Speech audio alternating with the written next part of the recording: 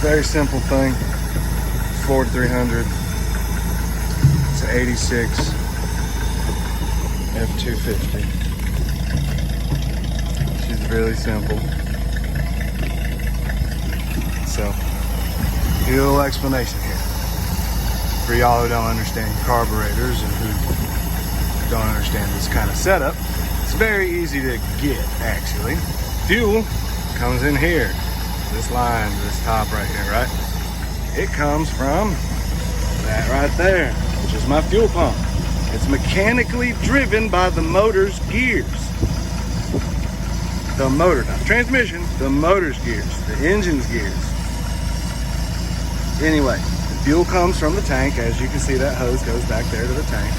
That's the original hard line that somebody eliminated, probably because there's a hole in it or something, or it's clogged. Anyway, that's a pain in the butt to remove and to replace. Someone decided to go rubber lines. I'll have to change that eventually. For now, it's fine. Okay, so fuel comes up and over to the carburetor. Inside here, it's a big old cavity, you know, like an opening. And there's these floats in here, and these floats do this, right? They're like buoys. They're on an arm.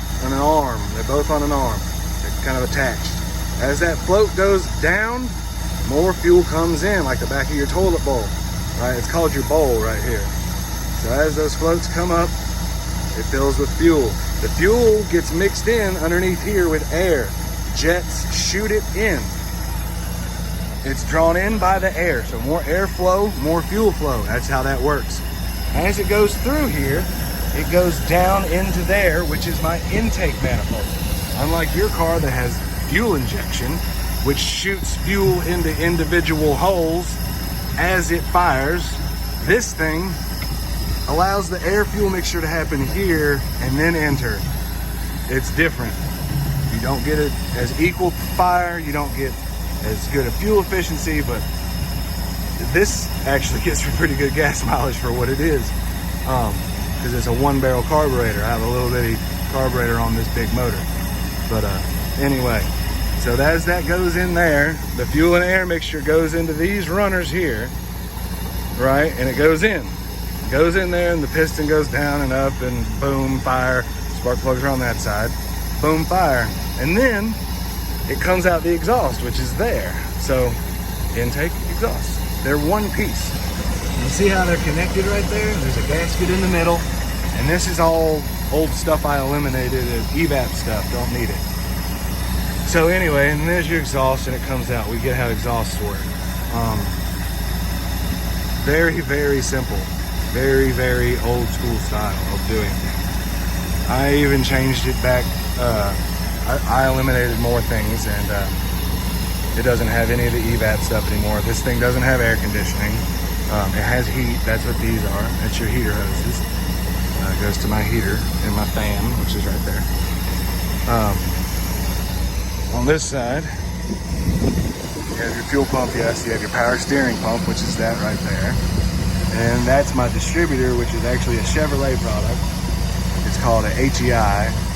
And it has its own ignition coil on the top, so you don't have to have that extra ignition coil thing that's a big cylinder looking deal anyway. So all the spark and the timing is in there, sort of. Yeah, that's how you set your timing, is you rotate that thing.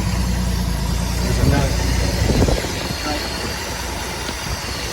There, you take that nut and loosen it.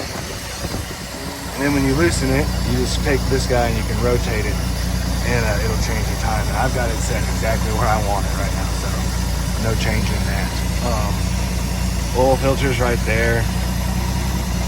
Yeah, this thing's super duper simple. It makes really good sense. Very accessible, easy to work on. There's my air horns. Yeah, this is Old Mint, and she's great. And that's Rock Hard. What are you doing, Rock Hard? You got your jug? Jug. Good boy. As you see, I need floor pans in it. A little rusted out. I've got some crap screwed down in there. This interior is the mint green interior. It's all the mint green, and it's actually rather rare to have it this color, even the door cards and stuff. I'll never be able to replace these. These door cards will never be replaced. I don't know if you can see the color of them through the camera very well, but it's very green, very like mint colored green. I've got an aftermarket tack in here. Somebody put it here in the past. One day I'll change that. For now, it's fine. I put in a temp sensor, and it's got an oil pressure gauge, temp gauge, oil pressure gauge. Fuel gauge works in the dash. Temp gauge does not. Battery doesn't. Battery, that does not work. That does not work. It does not tell me how much charge my battery actually. Oil pressure in the dash does not work other than that gauge I put there. Speedometer works. There is no radio. Yeah. So I mean, there's things still need to be fixed, and it's not perfect. I put in some OS bars, OS handles, whatever you want to call them, OS handles. I got my cab light because that doesn't work, or the bulb's blown. I haven't checked either way. Put in the XLT seat from a 90s truck. I've got freaking 90s ball joints back here I need to get out that don't even go to this truck because I bought ball joints thinking my truck had ball joints, and it does not. It has kingpins. So scratch that. Yeah. What else have we got in here? Got a bunch of stuff in here I gotta get out, but I got some stuff. Yeah. Let's just get these out here. I need to check behind my seat too, but yeah, XLT seat. So you got the armrest.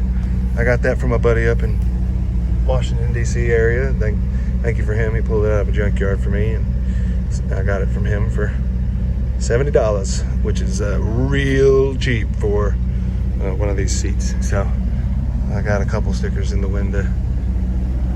I got a dog out here being a dog, but she's really comfy. It's a 4-speed manual with the grain of gear low. Yeah, I'm gonna be doing videos on this a little bit. I've done a lot without videotaping stuff, so y'all missed all that, but there'll be things I'll do to this and change on this. Yeah, so there'll be some more things on this thing, more videos on this thing. I've got stuff I have to do to it. Just things I gotta change and things I gotta fix up, but I'll post videos on that and give y'all more updates on stuff and whatnot. But you know, for now, this is what she is. And I do want to say this is the next day because my phone died, and yeah, so I'll actually give you a fresh cold start to finish the video off. You gotta shake the stick. That's what you do in a manual. Since she's carbureted, you give her the 2-pump. And then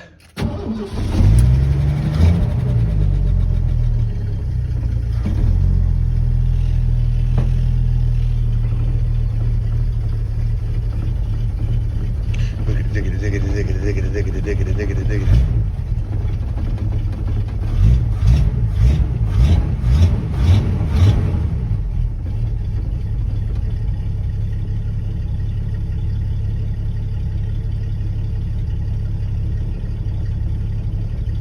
That's how you do it. That's how you start this thing.